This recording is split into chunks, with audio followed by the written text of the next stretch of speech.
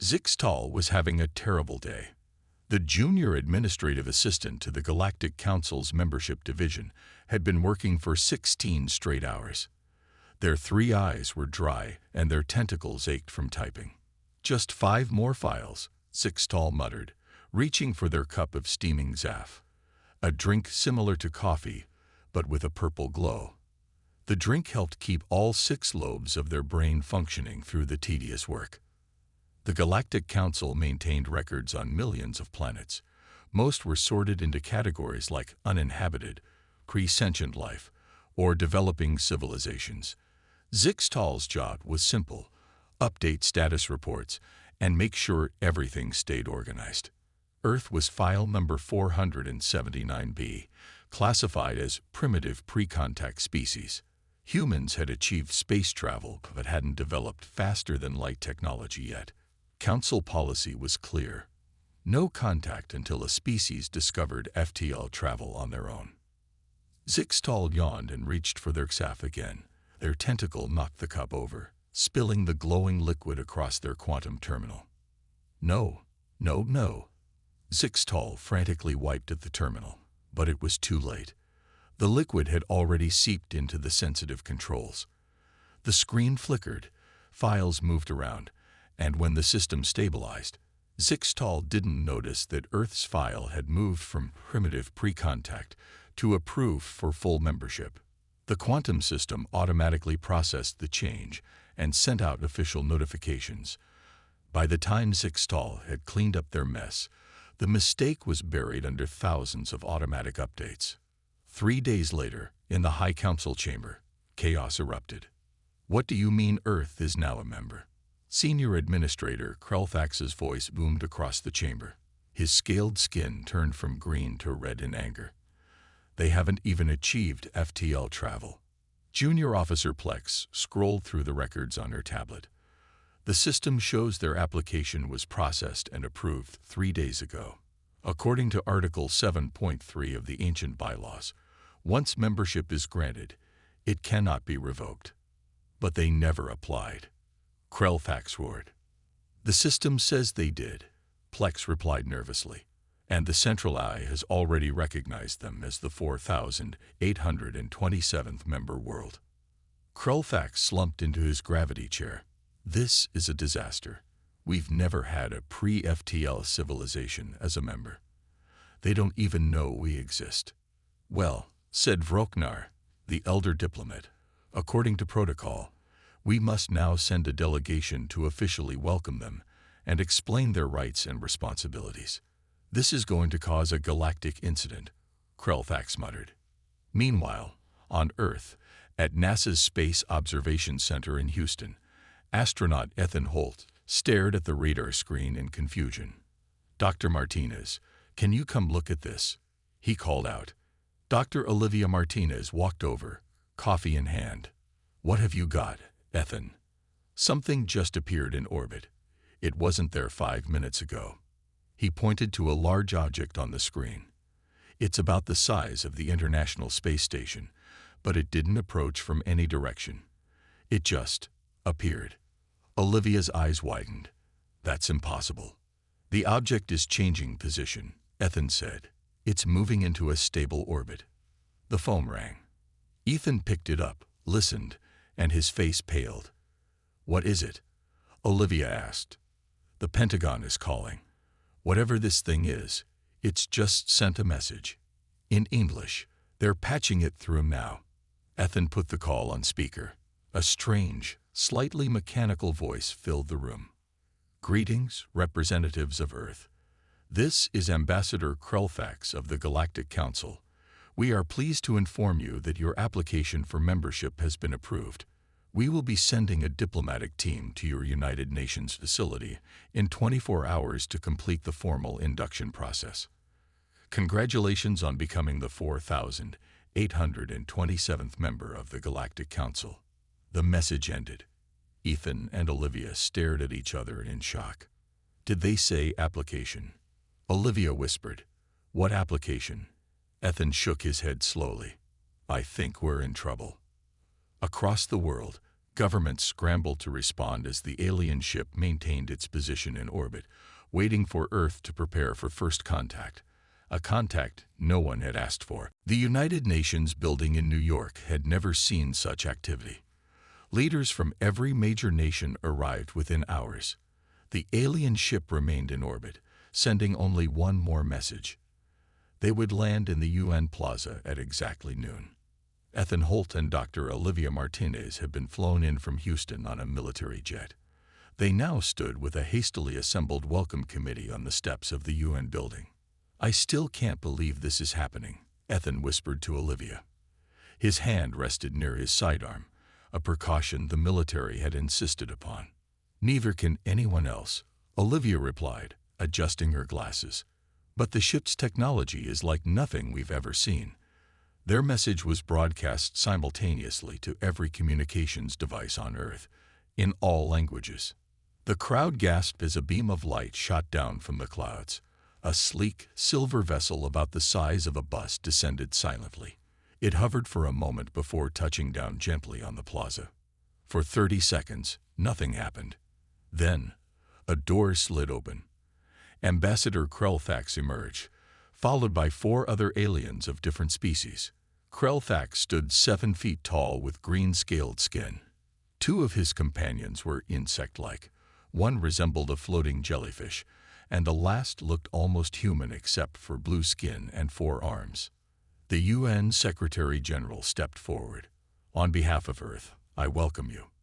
Krellthax's translator device hummed. "We thank you for your warm welcome. I am Ambassador Krellthax, representative of the Galactic Council High Commission. These are my associates from various member worlds." The Secretary-General smiled nervously. "We received your message, but I must admit, we're confused. You mentioned an application for membership." Krellthax blinked slowly. "Yes, your application was processed and approved 3 standard cycles ago. Earth is now officially the 4,827th member of the Galactic Council." "But we never submitted any application," the Secretary-General said. "In fact, we didn't know your council existed until yesterday." Krellthax froze. The aliens behind him exchanged worried glances. The jellyfish-like being floated forward and whispered something to Krellthax. "There seems to be some confusion," Krellthax said finally. "May we discuss this matter privately?" Inside the UN chamber, world leaders gathered around a large table. Ethan and Olivia were asked to join as scientific advisors. "I must apologize," Krellthax began. "It appears there has been an administrative error. Our records show your planet applied for membership, but if you say you did not—" "We definitely did not," the Secretary-General confirmed. "This is unprecedented," said the blue 4-armed alien. "I am Nix Loria, Council legal expert. Unfortunately, according to our ancient bylaws, once membership is granted, it cannot be revoked, even in error." The room erupted in concerned murmurs. Ethan raised his hand. "So what does this membership mean for Earth?" Krellthax straightened. "Earth now has rights and responsibilities as a full council member. Rights include access to trade networks, technology sharing, and protection from hostile non-member species. Responsibilities include sending representatives to council meetings, following council laws, and contributing resources to common causes." "You're saying we now have access to alien technology?" Olivia asked, leaning forward. "Yes, though there are protocols for technology transfer to ensure stability," Nix Loria explained.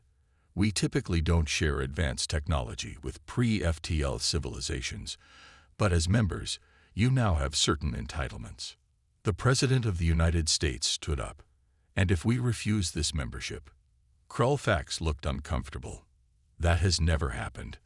The bylaws don't account for it. Additionally, now that contact has been made, other species know of your existence. Without council protection, some might see Earth as an opportunity." The implication was clear.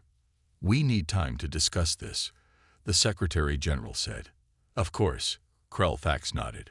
"We will return to our ship. You have 24 hours to prepare your initial delegation. Council protocol requires new members to send representatives to Central Station for formal introduction. As the aliens left, Ethan turned to Olivia. Did he just say we need to go to space? To an alien station? Olivia nodded slowly. I think we just became diplomats to the galaxy. Outside, news of the alien visit spread across the globe. Humanity's place in the universe had changed forever, all because of a spilled cup of alien coffee. 1 month had passed since first contact. After intense global debates, Earth had accepted its unexpected membership in the Galactic Council. Now, it was time to send the first human delegation to Council headquarters. At the Kennedy Space Center, 5 chosen representatives prepared to board the alien transport vessel. The team included Ethan Holt, Dr. Olivia Martinez, diplomat Richard Grant, cultural anthropologist Patricia Newman, and Major Benjamin Clark of the Air Force. I never thought my astronaut training would lead to this, Ethan said as he zipped up his NASA flight suit. The delegates had been told to wear their professional attire from Earth. None of us did, Patricia replied, adjusting her glasses. I spent my career studying human cultures. Now I'm going to study alien ones. Richard Grant, a seasoned UN diplomat with silver hair, looked calm despite the circumstances. Remember the briefing. We represent all of humanity now. Let's make a good first impression. Major Clark checked his sidearm one last time before reluctantly handing it to the security officer. The council had made it clear, no Earth weapons allowed. I still don't like going in unarmed, he muttered. We're diplomats now, not soldiers, Olivia reminded him. She carried a tablet loaded with Earth's scientific data, ready to compare notes with alien scientists. Ambassador Krelfax approached the group. Are you prepared for departure? The journey to Harmony of Species Station will take approximately 6 Earth hours using our fold space technology. We're ready, Richard confirmed, speaking for the group. The humans boarded the vessel, which looked simple from the outside, but was incredibly spacious inside. The walls seemed to shift colors gently, and gravity adjusted automatically as they took their seats. Please stay calm during transition to fold space. The pilot, a small orange-skinned alien with large eyes, instructed. First-time travelers sometimes experience mild disorientation. Mild proved to be an understatement. When the ship entered fold space, the humans felt like they were being turned inside out and back again. Major Clark nearly lost his breakfast. Only Ethan, with his extensive space experience, managed to keep his composure.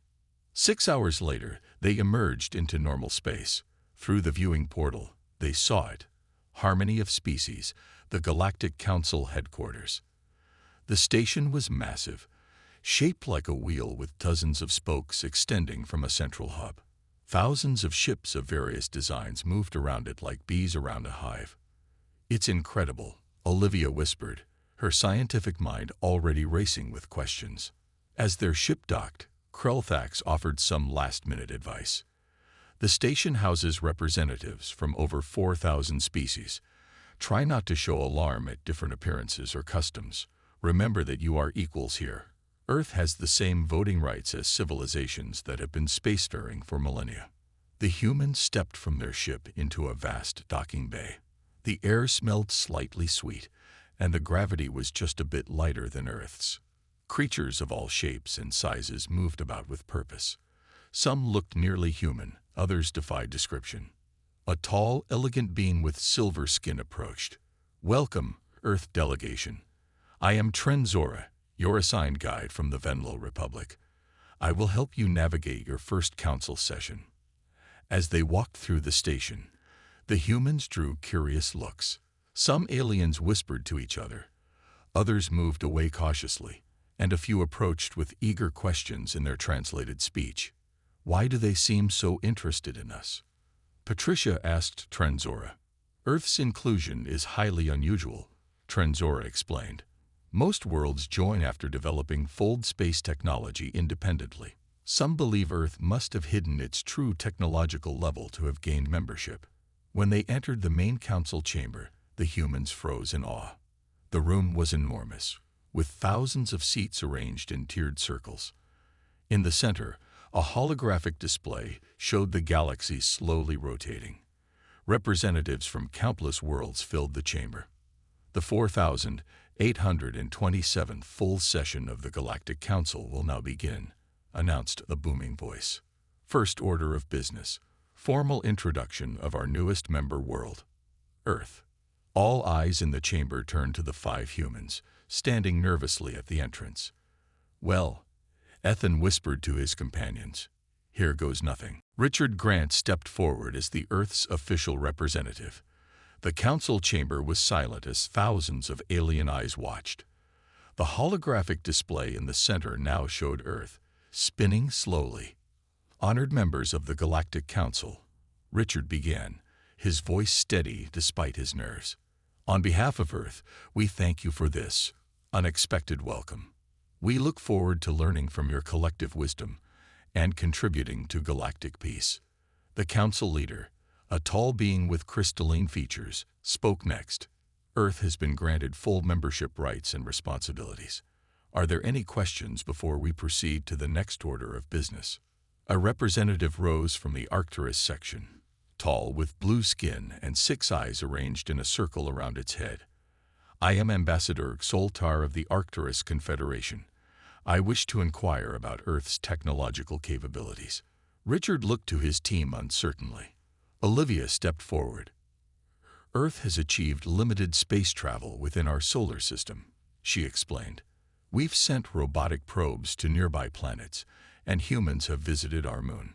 We have not yet developed faster-than-light travel. The chamber erupted in surprised murmurs. Soltar's 6 eyes widened. This is outrageous. Soltar boomed. A pre-FTL civilization cannot possibly fulfill council duties. How did they qualify for membership? Krulfax reluctantly approached the center platform. There was an administrative error. However, according to the ancient bylaws, membership cannot be revoked once granted. The chamber grew louder with protests and debates. The council leader raised a crystalline hand for silence.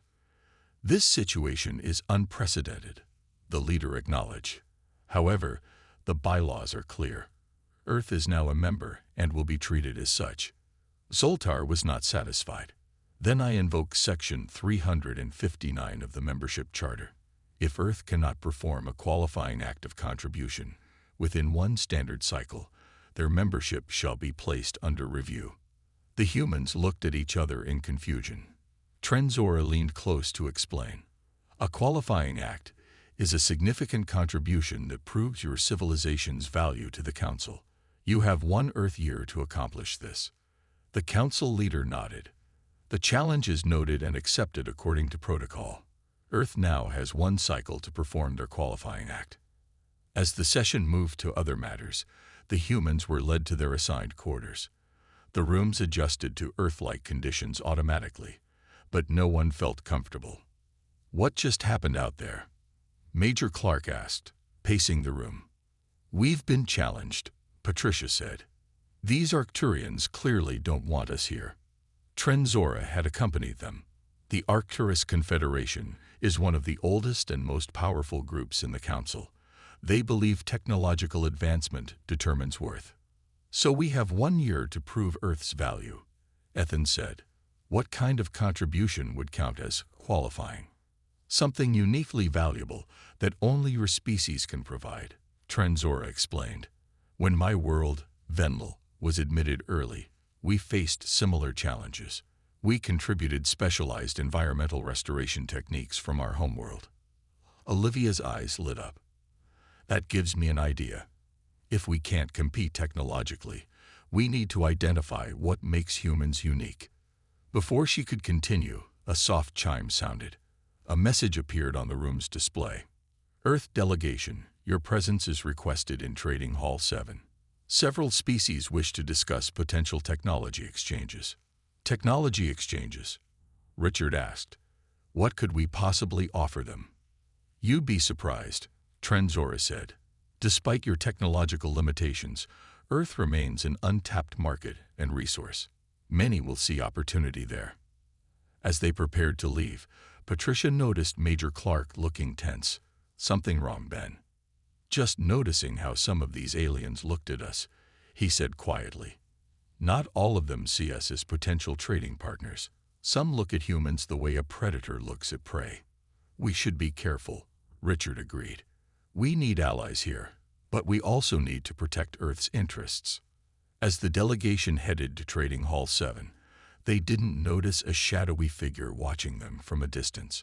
The being's eyes glowed slightly as it observed the humans, and then it disappeared into the station's depths. Back on Earth, governments around the world scrambled to adapt to their new reality.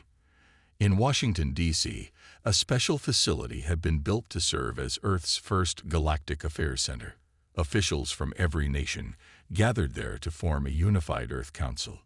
Susan Kelly, the newly appointed Earth Council chairperson, addressed the room of representatives. The reports from our delegation confirm we have 1 year to prove our worth to the Galactic Council. We need to establish our priorities quickly. The room erupted in debate. Some nations wanted to focus on gaining advanced medical technology. Others argued for weapons technology. Still others worried about the cultural impact of sudden technological advancement. We need to be careful, warned the representative from Japan. Our society could collapse if we advance too quickly. But we can't ignore this opportunity, countered the representative from Kenya. Think of the diseases we could cure, the hunger we could end.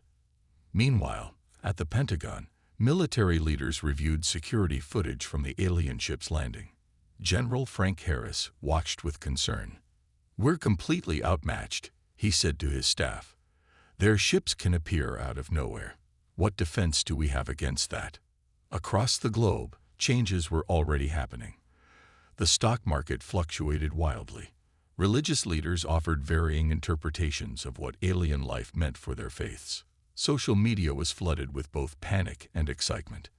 At NASA headquarters, a team of scientists worked around the clock analyzing the small amount of technology the Council had shared as a welcome package.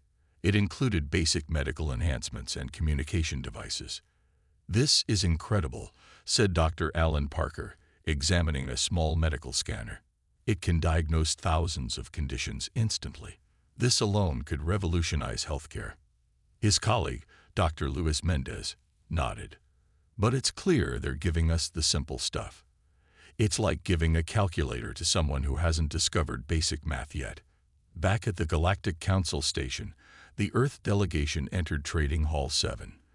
The vast space resembled a market, with hundreds of different species showcasing their technologies and resources. Olivia's eyes widened at the sight of a small device creating water from air. The applications for this on Earth would be enormous, she whispered to Richard. A small, furry alien approached them. I am Rizik of the Galorn Trade Guild. We specialize in environmental technology. The translator device around its neck converted its chirps into English. Would Earth be interested in water purification systems, or perhaps renewable energy? Very much so, Richard replied cautiously. But what would you want in exchange? Earth has unique biological diversity, Rizik said. Plants, animals, even your bacteria. Biological samples would be valuable. Patricia interrupted. We need to establish proper protocols before agreeing to any exchanges. As they moved through the hall, more traders approached. Some offered medical technology, others communication systems. Each wanted something in return: minerals, biological samples, or access to Earth's markets. Major Clark stayed alert, noticing how some species kept their distance while watching intently. Not everyone here has good intentions, he whispered to Ethan. I've noticed, Ethan replied. See that group over there? They haven't approached us, but they haven't taken their eyes off us either. Suddenly, a tall, hooded figure blocked their path. Humans, it said in a deep voice. I am Oracle Prime. The alien lowered its hood, revealing a face with features that seemed to shift and change, never settling on one form. I have been observing your situation. Your position is precarious, but there may be a solution. What kind of solution? Richard asked warily. I possess knowledge that could help you prepare a suitable qualifying act. Meet me in the archives, Level 5, when the station light cycle dims. The mysterious being glided away before they could ask more questions. Trenzora looked concerned. Oracle Prime is from an ancient species. Few have direct contact with them. They rarely involve themselves in council politics. Is this a trap? Major Clark asked. I don't know, Trenzora admitted. But if Oracle Prime is offering help, it may be your best chance at finding a qualifying act in time. The delegation exchanged nervous glances, knowing they had to make a decision that could determine Earth's fate in the galaxy. The Earth delegation debated whether to meet Oracle Prime. Major Clark thought it could be a trap, while Olivia argued they needed all the help they could get. In the end, they agreed that Richard, Olivia, and Ethan would go, while Patricia and Major Clark would stay behind as backup. When the station's lights dimmed to simulate night, the three humans made their way to Level 5. The archive section was quiet, with few aliens around. Are you sure this is wise? Ethan whispered. No, Richard replied honestly, but we're running out of options. They found Oracle Prime waiting in a secluded corner, surrounded by holographic displays showing star charts and ancient texts. You came, the being said, its features still shifting subtly. Good. Time is short. Why do you want to help us? Richard asked directly. Oracle Prime's eyes glowed faintly. Let's just say I find humans interesting. Your species has potential few recognize. The being gestured to a nearby display. The Arcturus Confederation has already begun planning against you. They see Earth as a threat to the established order. Us? A threat? Ethan scoffed. We can barely reach our own moon. It is not your technology they fear, Oracle Prime explained.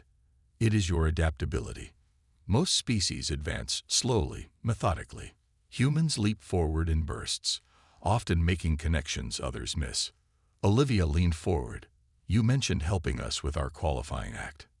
Yes, the Arcturus representatives are planning to create a crisis that will force you to either abandon your membership or fail spectacularly. What kind of crisis? Richard asked. A quantum singularity near your planet Mars. They will blame it on natural phenomena, but it will be artificially created. The humans exchanged alarmed glances. That could threaten our entire solar system, Olivia said. Can they really do that? They can and will, Oracle Prime confirmed. But this crisis also presents an opportunity for your qualifying act. Before Oracle Prime could explain further, alarms blared throughout the station. Red lights flashed in the corridors. Emergency alert, announced a voice over the station-wide system. Unauthorized quantum fluctuations detected in Sector 12. All representatives please return to your quarters. Oracle Prime's form seemed to flicker. It has begun earlier than I expected. Go back to your quarters. I will contact you again when possible. The humans rushed back to their assigned area, finding Major Clark and Patricia already waiting anxiously. What's happening? Ethan asked as he entered. Some kind of emergency, Major Clark explained. The station is on lockdown. Their communication screen activated automatically. Ambassador Krulfax appeared, looking distressed. Earth delegation, he said urgently. There is a situation developing in your solar system. A quantum singularity has formed near Mars. The Council is convening an emergency session. A singularity? Olivia asked, feigning surprise. What does that mean? In simple terms, it's like a small, controlled black hole, Krulfax explained. It's highly unusual and potentially dangerous to your system. Your presence is requested in the emergency chamber immediately. When the screen went dark, Ethan turned to the others. Oracle Prime was right. This is happening exactly as they predicted. Which means the Arcturians are behind it, Richard concluded.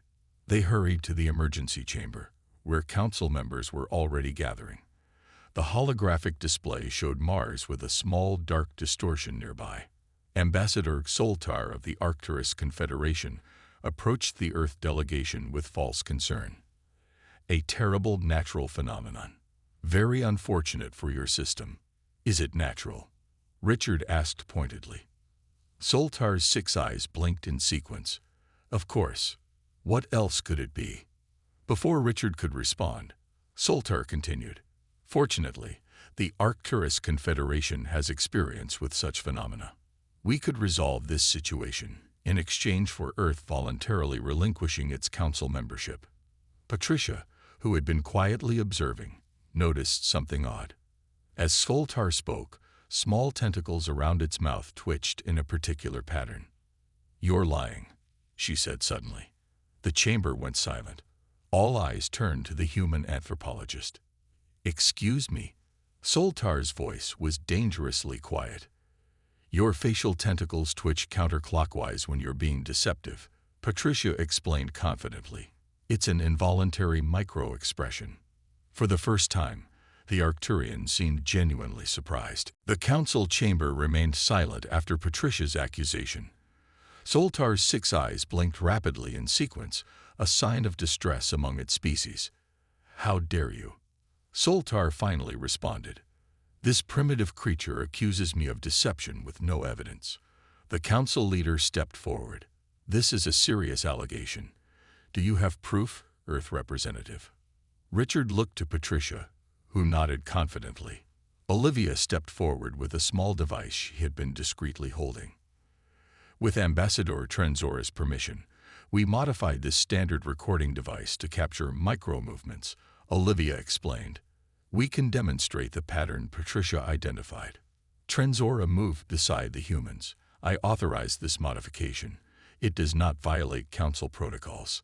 The holographic display now showed a magnified image of Soltar's face from moments earlier. Patricia pointed to the small tentacles around its mouth. "Notice the counterclockwise movement when discussing the natural cause of the singularity. This pattern repeats 3 times. Several council members leaned forward, intrigued. Some of the older species began whispering among themselves. "This means nothing," Soltar protested. "These humans cannot possibly understand Arcturian physiology." "Actually," Patricia continued calmly, "humans have evolved to be exceptionally good at recognizing patterns and detecting deception. It's how we survived as social creatures on a planet full of predators. We notice things others might miss." Major Clark stepped forward. "While this discussion continues, the singularity is still threatening our system. I suggest we send a team to investigate directly." Ethan raised his hand. "I volunteer to go. With my space experience, I can assess the situation firsthand." The council leader considered this request. "A reasonable proposal. The Earth delegation may send 1 representative with an observer from the council security force." Soltar tried to object, but was overruled. Within an hour, Ethan found himself aboard a small council scout ship with a reptilian security officer named Kraz. "This vessel can approach the singularity safely," Kraz explained as they departed the station. "Our shields will protect us from its effects." Back in the council chamber, tension remained high as they awaited Ethan's report. Patricia continued to observe the Arcturian delegates, noting their nervous communications with each other. "They're worried," she whispered to Richard. "They didn't expect us to challenge them directly." Olivia had been deep in thought since the confrontation began. She turned to Richard suddenly. "I think I understand what Oracle Prime meant about our qualifying act." "What is it?" Richard asked. Before Olivia could explain, the communication screen lit up. Ethan's face appeared, his expression triumphant. "Council leader, I have conclusive evidence. The singularity is surrounded by artificial stabilizers. This is definitely not a natural phenomenon." The chamber erupted in shocked murmurs. The security officer Kraz appeared beside Ethan. "I confirm the human's assessment," Kraz stated formally. "These are Arcturian quantum stabilizers of recent design." All eyes turned to the Arcturian delegation. Soltar stood rigid, his facial tentacles now completely still. "This is the moment," Olivia whispered to Richard and Patricia. "We need to present our qualifying act now." Richard nodded and stepped forward. "Honored Council Leader, in light of these events, Earth wishes to present its qualifying act for consideration." The Council Leader tilted their crystalline head. "Proceed." Olivia joined Richard at the center of the chamber. We present the Human Empathy Protocol, a revolutionary system for detecting emotional and contextual meaning across species.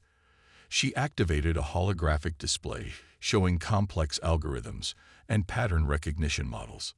Using our unique evolutionary ability to detect micro-expressions and emotional cues, we've created a translation system that goes beyond words to convey intention and emotional context. Patricia added, "This system would have immediately identified the Arcturian deception without requiring physical evidence. It can revolutionize council diplomacy by reducing misunderstandings between species." The chamber grew quiet as the council members considered this presentation. Even the Arcturian delegates seemed stunned. The council leader finally spoke. "In my 300 cycles serving the council, I have never seen such an unexpected contribution from a new member. We will need to evaluate this protocol carefully, but its potential is significant." Richard smiled at his team. For the first time since Earth's accidental membership began, he felt they might actually belong among the stars. 6 months had passed since the emergency council session. Earth's position in the Galactic Council had changed dramatically. The Human Empathy Protocol had been tested, refined, and finally adopted across council species. On the Harmony of Species Station, Richard now sat in Earth's permanent office as the official ambassador. The walls displayed images from home, the Grand Canyon, the Great Barrier Reef, Mount Everest, alongside new photos of humans working with alien species. "Ambassador Grant, your next appointment has arrived," announced his assistant, a young diplomat named Lisa Chen who had joined the expanded Earth delegation. Richard looked up from his display. "Send them in, please." Trenzora entered, now wearing the formal symbols of a council high advisor. The Vendel had become Earth's strongest ally. "The latest reports are excellent," Trenzora said, settling into a chair designed for his four-legged body. "The empathy protocol has reduced diplomatic incidents by 47%. Several long-standing conflicts have moved toward resolution." Richard smiled. "Patricia's work has exceeded even our hopes. Who would have thought our ability to read emotions would be our greatest contribution? Sometimes the most valuable traits are those we take for granted," Trenzora replied. "How are the other Earth projects progressing?" "Exceptionally well. Olivia has established the Science Exchange Program. We're already adapting council medical technology to cure several human diseases." Richard's display chimed with an incoming transmission from Mars. Ethan's face appeared, his NASA uniform now modified with council insignia. "Richard, greetings from Mars Colony 1. Ethan grinned. "The terraforming equipment is performing perfectly. We expect the first agricultural dome to be fully functional next month." "Excellent news," Richard replied. "How's the training for the Earth Defense Force?" "Major Clark has 20 pilots ready for the Joint Patrol mission. The training vessels have arrived from the Vendel shipyards." After the transmission ended, Richard turned back to Trenzora. "A year ago, we barely reached our moon. Now we have a colony on Mars and our first ships capable of full space travel. Progress accelerates when species cooperate," Trenzora said. Though not everyone is pleased with Earth's rapid advancement. The Arcturus Confederation had faced serious consequences for their deception. While not expelled from the Council, they had lost significant influence and were required to pay reparations to Earth. "The Arcturians are still protesting the technology transfers," Richard noted. "They believe we're advancing too quickly." "They fear what humans might become," Trenzora said. "Your species adapts faster than any we've encountered. In 100 years, where will Earth stand?" Richard's next meeting was with Oracle Prime, who now served as an official advisor to the Earth delegation. As always, the ancient being's features shifted and changed, never settling on one form. "The anniversary approaches," Oracle Prime said without preamble. "The Council is planning a special ceremony." "Yes, 1 year since Earth became a member," Richard replied. "Quite a journey from a clerical error." "Was it truly an error?" Oracle Prime's eyes twinkled mysteriously. "Perhaps the universe has its own plans." Richard had often wondered about this. The chances of Earth being accidentally granted membership seemed increasingly unlikely. "Did you have something to do with our membership?" he asked directly. Oracle Prime simply smiled. "Let's just say I've been observing Earth for a very long time. Your species has great potential, but needed a push onto the galactic stage." Before Richard could ask more questions, Oracle Prime changed the subject. "I understand Sixtall is receiving an award." Richard nodded. "The Council's highest honor for administrative staff, for the most consequential clerical error in galactic history. The ceremony is tomorrow." "I shall attend," Oracle Prime said, rising to leave. After all, one should always be present to admire one's finest work. As the beam departed, Richard stared after it in shock, finally understanding. Earth's membership had never been an accident. Oracle Prime had orchestrated everything, guiding humanity to its place among the stars. Richard looked out the viewport at the vast expanse of space.